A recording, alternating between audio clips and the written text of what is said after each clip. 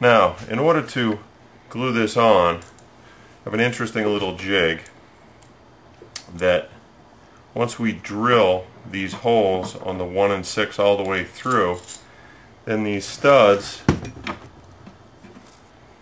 will go through the jig, through the bridge at the 1 and 6 position, go all the way through into the body cavity, and on the underneath side we'll use 2 wing nuts. And then we'll just simply hold that wing nut, turn this, get as much pressure on these as you can by hand with the wing nut. Now there is a little bit of side-to-side play, and you want to get it so that these 2 ends are right above the 2 ends on the bridge. So once these are completely tight, then what we will do is we'll put a small wooden shim underneath, because we don't want to just take the end of that screw, which initially when you set up the jig have these right flush or below the jig, and then at that point, once that shim is in there, we can turn this down, being really careful not to over tighten and crack the top, but at least that head will be up against that little shim so it won't mark your bridge. So at this point I'm going to go ahead and drill the 2 holes.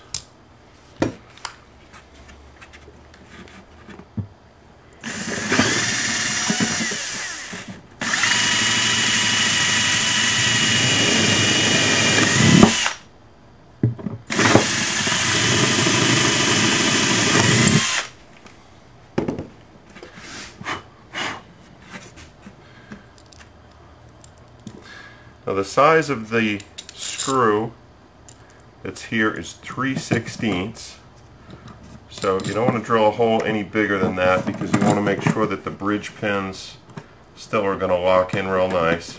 These may actually, if you do them tight enough, you may actually have to thread these in, which is good. You don't want them in there real loose. You don't want a whole lot of play in there. So at this point I can remove my tape.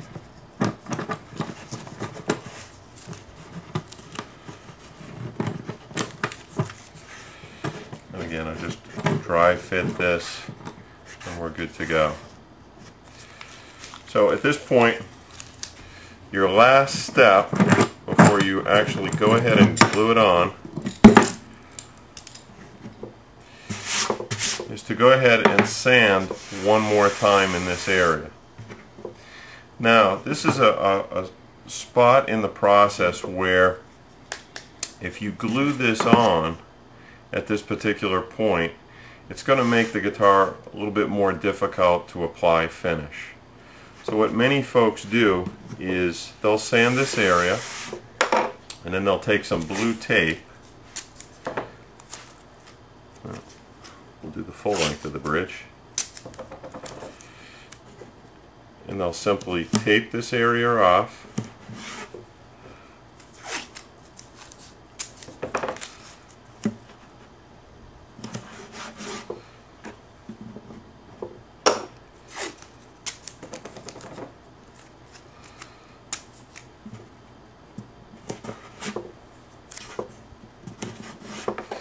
They will take the 2 studs,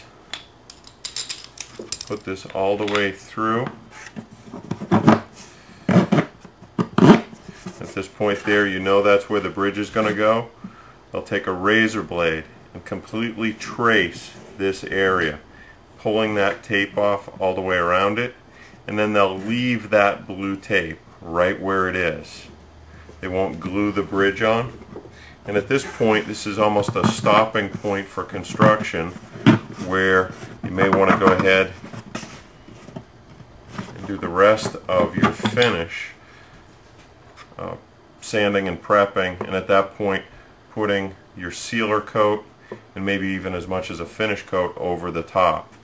And then the last piece will be to pull up that blue tape, exposing bare wood to bare wood.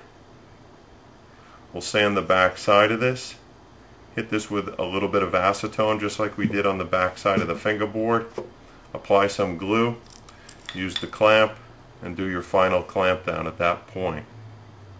That way there, you're not trying to buff out that finish with this obstruction on the top. So it can be done either way, it's just a little bit easier this way. So again, it does slow the construction process down a little bit, but you'll have probably a nicer finish by doing it this way. But again, make sure you sand all your stray marks off before you go ahead and do that. So that's it.